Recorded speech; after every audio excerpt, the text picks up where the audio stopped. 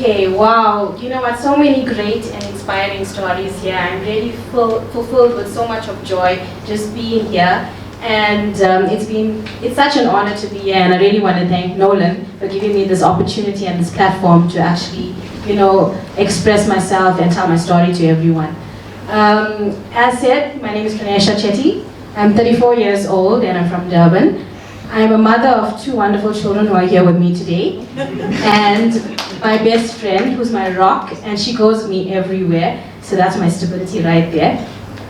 And I'm a qualified teacher. Well, let me tell you a bit about how I know Nolan. So Nolan and I are Facebook friends, and we are part of a soccer group on Facebook. So we occasionally, partake in banter, which is very respectful banter, by the way, because we support rival teams, actually. So he's a Liverpool supporter, and yes, of course, the greatest team of all, Man United. So I know. So yeah, he's actually having the last laugh now, but we'll see. So so we usually used to disagree a lot on sport, but Nolan actually approached me one day and he messaged me and he said, you know what, he's working on this project and being the best version of yourself. And he had asked me if I'd like to join the team. And at first I was I was really blown away by what he told me because it was really inspiring. And I was a bit hesitant because I thought to myself, this is such a mammoth task. How am I going to juggle all of this with, everything going on in my life?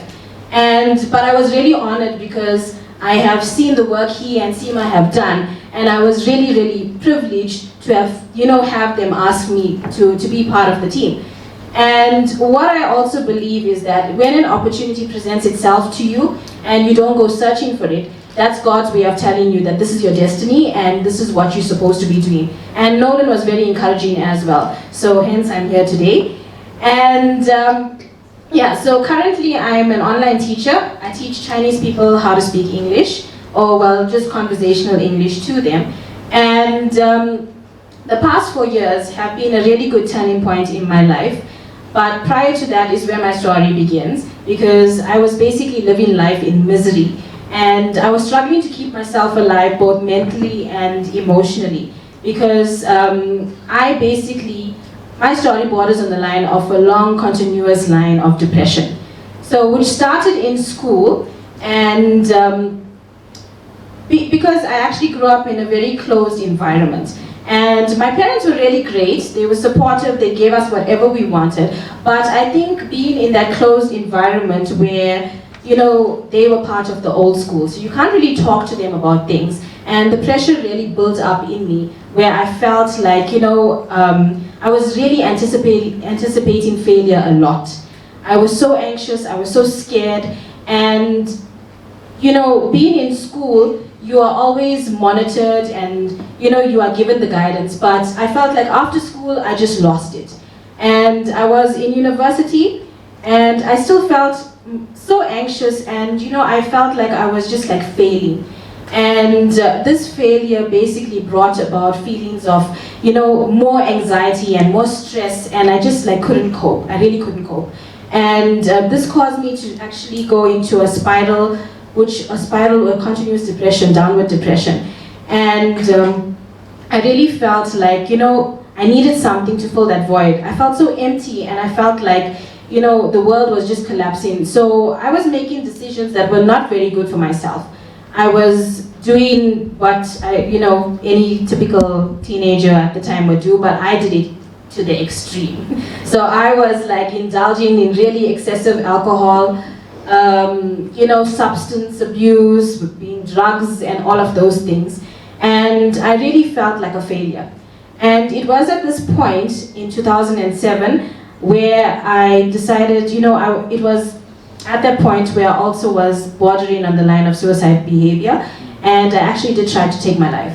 I consumed 72 tablets, and I landed myself in hospital for just under a week in ICU. And I remember the events leading up to this point, because that was my lowest point in my life. I sat in my room, I was rocking back and forth, I was gone like an insane person, basically talking to myself. And I was questioning myself and also answering myself. But it felt like someone else was like coaching me and there with me, talking to me. So I kept asking myself, what am I going to do? What am I going to do? And every second thought was, kill yourself, kill yourself. And then I decided, I even told myself, okay, fine, I'm going to do it. And I decided that I'm going to, choose overdose because that was available to me at the time. I was epileptic. So basically, all my medication of epilim I've consumed, and also some pain tablets as well. But before I went and did that, and when I decided, you know what, this is what I'm going to do, another thought came into my head. So this thought was very strange, but it popped in my head, and it was like, don't eat anything, just consume the tablets. So that's what I did. I just did not eat anything because in my mind I thought, this would be something that the tablets would take a more drastic effect on me and I would be gone much sooner. So then I woke up in hospital and I had the doctors come in and check in on me. And the doctor came and he was asking me a lot of questions about why I did it and, also assessing me at the time. And then he says, my girl, do you know the only reason you did not die, now this is the miraculous part, the only reason you did not die was because you did not eat anything. Had you have eaten something, the medication would have digested with your food and you wouldn't have been here anymore. And at that time, I came to a realization, you know what? God wants me to live. There is a reason why I'm supposed to be alive. It was very unclear to me at that time because I was still wounded and I was not healed at that point. But to me, it just felt like my purpose was just to be alive. So I basically realized now suicide was never an option anymore. It was God's way of saying, he put the thought in my head, so you need to be alive. And from that time, so I was a college dropout and I started working for a cellular network at the time. And even when I was working for the cellular network, I wasn't feeling any joy in myself. I was still feeling like very worn down and I felt like, I was just living to exist. There was no purpose, absolutely no purpose at all. So each day I would wake up, go to work, come back home. It was then that I met my husband then, and I had my 2 children. And I still had no joy in my life because it was infiltrating into my marriage as well, where it caused a lot of marital problems.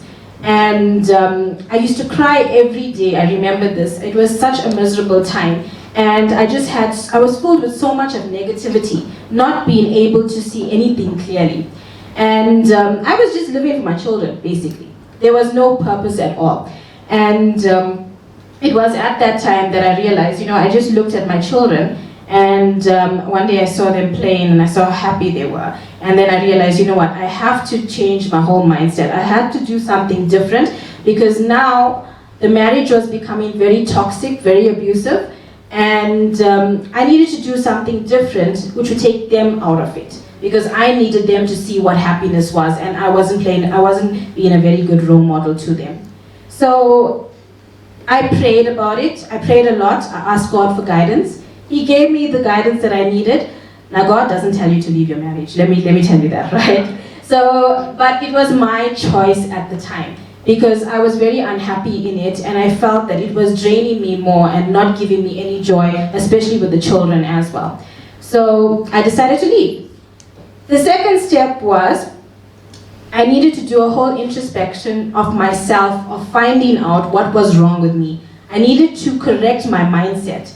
And it was at this point in time that I said, no, the first step is no more negative thoughts. So I needed to train my mind to only see the positive in everything. Even the worst situations, I would try to look at what the positive was and basically, try to see a lighter side. And it actually worked. It actually worked for me because I found myself much happier and I started to empower myself this way. And in other ways, I started exercising more. I started, partaking in races, doing things that were empowering me mentally, spiritually, and physically. And that actually was my most powerful weapon.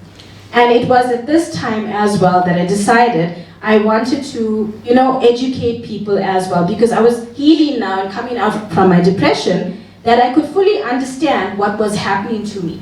And so I decided that the best platform to actually do that was to become a teacher. because I believe the youth of nowadays need the guidance more than anything in the society that we live in. And this was the best way to actually, give them guidance. So I started studying again. And once I started studying again, it was very difficult because I had to juggle. Before that, I also got a job as an online teacher at the time. So at that time, I was teaching online, which helped me a lot in actually raking up the finances for my studies. And it was at this time that I found out that, being this person to my children is actually, I could actually see the change in them. They were much more happier. So I also left my marriage though, and it was quite difficult because, juggling children, a job, studies, so many days of exhaustion, it wasn't something easy. But I believed, I was so determined and failure was never an option thereafter. So that was my story then, and 4 years down the line, I graduated with my degree in Bachelor's of Education. I bought my own car. I now have a steady job, which I am able to, fund my children for whatever they need. And it was all thanks to the guidance from God, because I prayed every day. My family and my friends who were my cheerleaders in this time, who saw the determination in me, and they were there to actually guide me as well. So I really came out of that. And some things I'm just going to read here because I don't want to miss this out. I believe it's very important.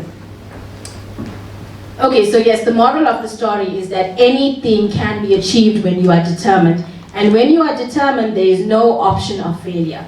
The energy you put out is what you get back. So if you are positive and see the good in everything and learn from the bad, you will be able to pick yourself up every time and make yourself a better person.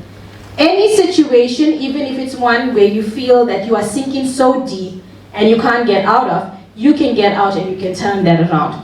Look, I can blame everyone else for the negative turns in my life and for people taking advantage of me, but it's not going to solve anything.